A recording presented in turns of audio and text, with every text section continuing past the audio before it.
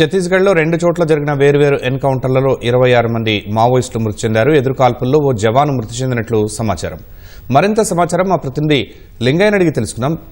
లింగయ్య, ఛత్తీస్గఢ్లో జరిగిన భారీ ఎన్కౌంటర్పై మీ వద్ద ఉన్న సమాచారం ఏంటి?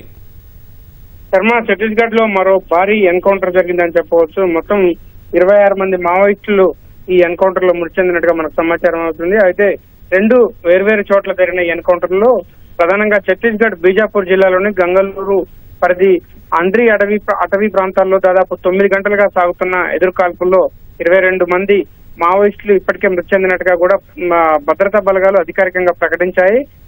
ఉదయం తెల్లవారుజామున 5:30-6 గంటల సమయం నుంచి కూడా మావోయిస్టులు భద్రతా బలగాలకు తారసపడడంతో భీకరమైన ఎదురుకాల్పులు జరుగుతున్నాయి. ఓరావరిగా ఎదురుకాల్పులు ఇప్పటికి కూడా కొనసాగుతున్నాయి. దాదాపు 9 గంటలుగా ఈ కాల్పుల మోతతో ఈ ఛత్తీస్గఢ్ అటవీ ప్రాంతాలంతా దండకారణ్యం అంతా కూడా దద్దరిల్లుతున్న పరిస్థితి ఉంది. గంగలూరు అండ్రి అటవీ ప్రాంతాల్లోని ఎదురుకాల్పుల్లో మొత్తం 22 మంది, తొలుత 18 మంది చనిపోయినట్టుగా కూడా పోలీసులు అధికారులు ప్రకటించారు. ఛత్తీస్గఢ్ పోలీసులు తర్వాత మరో 4 మృతదేహాలు కూడా తమకు లభించినట్టుగా అధికారికంగా మొత్తం 22 మంది ఈ ఎన్కౌంటర్ లో మృతి చెందినట్టు ప్రకటించారు. మరోవైపు కాంకేర్ నారాయణపూర్ అటవీ ప్రాంతంలో కూడా భద్రతా బలగాలకు మావోయిస్టులకు జరిగిన ఎదురుకాల్పుల్లో మరో 4 మావోయిస్టులు మృతి చెందినట్టుగా మొత్తం 26 మంది మావోయిస్టులు ఈ ఎదురుకాల్పుల ఉదయం నుంచి ప్రస్తుతం జరుగుతున్న ఎదురుకాల్పుల్లో మృతి చెందినట్టుగా పోలీసు అధికారులు అయితే అధికారికంగా ప్రకటించారు. మరోవైపు మృతుల సంఖ్య మరింత పెరిగే అవకాశం ఉందని చెప్పి కూడా ఛత్తీస్గఢ్ పోలీసులు అయితే భావిస్తున్నారు. ఉదయం నుంచి కూడా ఈ ఎదురుకాల్పులు దాదాపు ముఖ్యంగా బీజాపూర్ జిల్లాలో జరుగుతున్న ఎదురుకాల్పుల్లో కూంబింగ్ నిర్వహిస్తున్న పరిస్థితుల్లో మావోయిస్టులు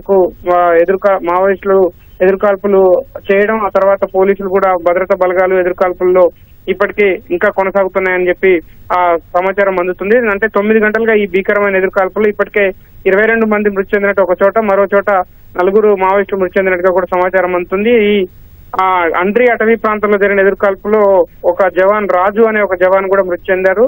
ప్రస్తుతం ఆ రాజు మృతదేహాన్ని కూడా భద్రతా బలగాలు బీజాపూర్ కు తరలించేందుకు సిద్ధమవుతున్నట్టుగా సమాచారం అవుతుంది. మరోవైపు ఛత్తీస్గఢ్ అటవీ ప్రాంతంలో జరిగిన భారీ ఎన్కౌంటర్ లో ఇది ఒకటిగా కూడా కేంద్ర ప్రభుత్వం ప్రకటించింది.